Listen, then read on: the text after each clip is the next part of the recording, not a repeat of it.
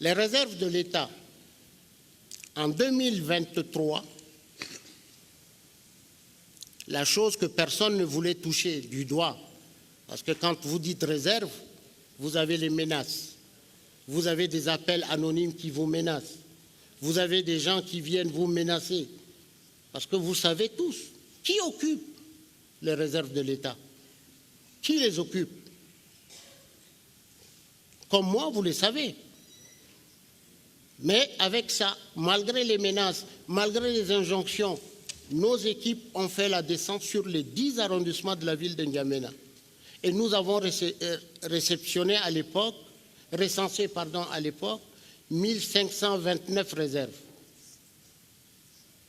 parmi lesquelles 640 réserves nues, et tout de suite, par prévention, nous l'avons renvoyé au domaine pour qu'on immatricule cela au nom de l'État. Nous avons même proposé plus loin de faire des pancartes sur ces réserves, attention, domaine de l'État, interdit de construire.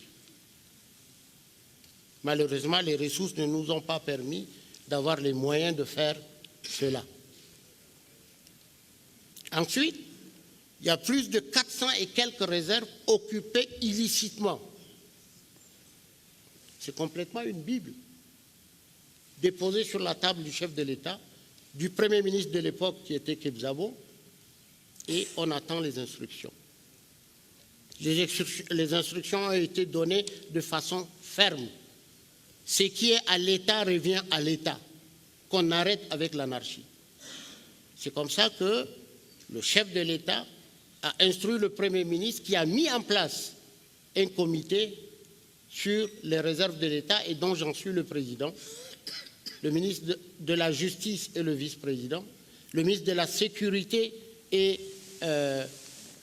deuxième vice-président, le secrétariat général, le ministère secrétariat général en est le rapporteur, et ainsi de suite. On a impliqué tout le monde, le ministère de l'administration, la mairie centrale, etc., etc. Nous avons commencé à travailler. Encore là, on nous demande d'attendre un peu avant de reprendre. J'espère qu'on va reprendre les travaux très rapidement pour pouvoir aller vite et rendre à l'État ce qui est à l'État. Il y a pas mal de propositions qui ont été faites dans ce cadre-là de réserve. Qu'est-ce qu'on fait avec quelqu'un qui a occupé une réserve de l'État et qui a engagé des frais à hauteur de 400, 300, 200, 150 millions? Qu'est-ce qu'il faut faire? Les propositions sont éparses. Il y en a qui disent on ne veut rien savoir, il faut tout casser. Il y en a qui disent non, non, non, attendez d'abord, on ne peut pas casser comme ça, faisons une proposition qui est la multiplication de mètres carrés fois 5 ou fois 3 pour que l'État puisse récupérer des recettes qui peuvent être perçues en même temps comme des taxes puisque la somme est très élevée. Donc autant de propositions ont été faites. Nous attendons simplement à ce que quand ces propositions sont faites, nous verrons avec la hiérarchie pour qu'elle puisse nous permettre les orientations qu'il faut pour qu'on puisse faire valablement ce travail. Mais je peux vous dire une chose et je vous le promets.